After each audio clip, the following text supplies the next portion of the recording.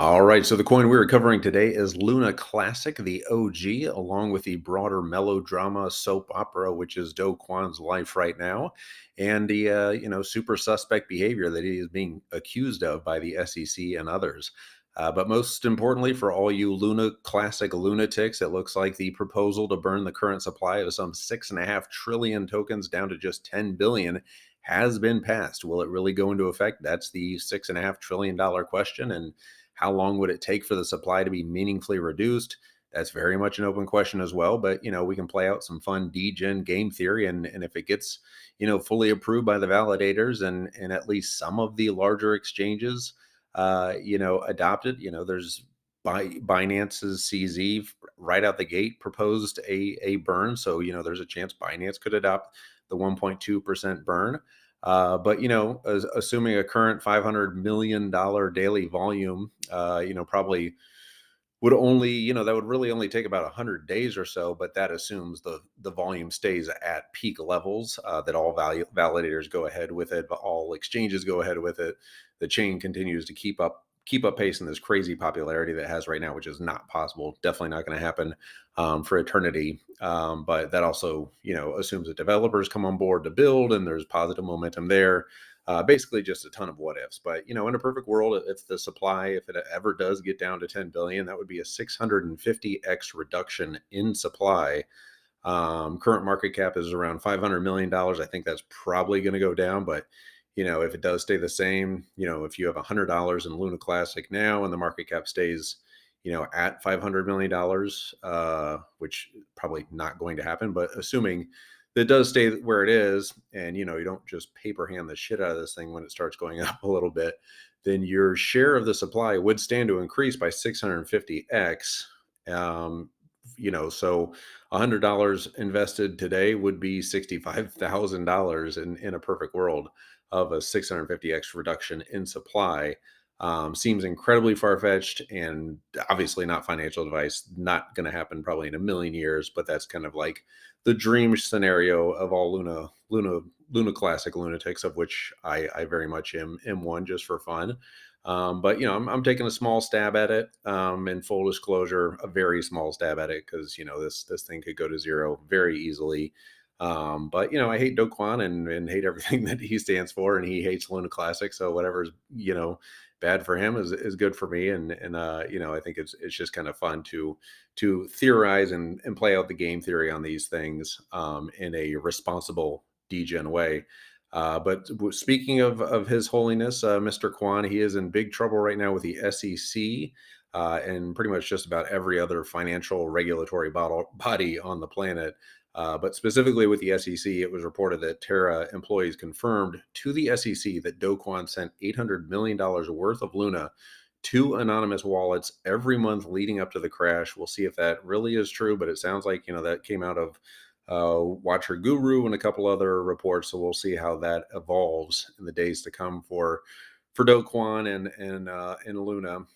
But either way, that's any bad news for Luna is probably bad news for Luna Classic. So that's another factor. But very interesting to see this proposal get passed.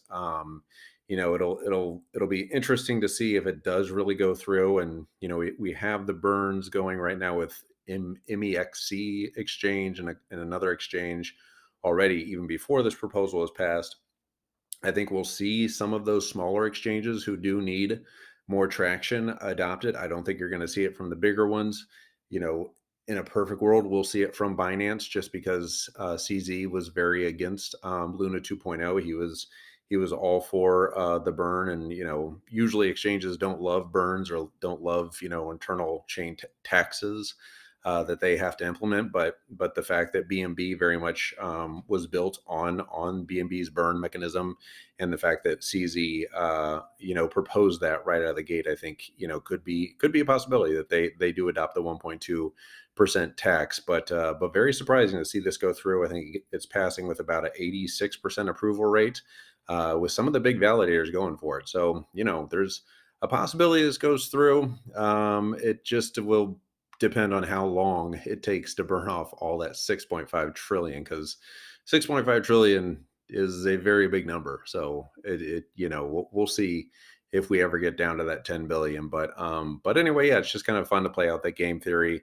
Obviously, certainly not financial advice when you're talking about Luna of any kind, because we're down from the all-time highs of Luna from whatever it was, 120 or whatever it was at the peak, down about 99.9%, and it certainly could go down 99.9% again. So yeah, do your own research for sure. But yeah, definitely some fun times in crypto land. And Luna always keeps us guessing, and it just the soap opera of Do Kwon's life just keeps getting more and more interesting every single day. So we'll see what happens there. But anyway, let me know if you're still holding Luna Classic. Hit the like on the video, and if you are, let me know how much you're holding. If you're planning to hold on to it, if you're planning to add to your position. But yeah, not financial advice, but full disclosure, I do have a little Luna, just for fun to play the Luna lottery here.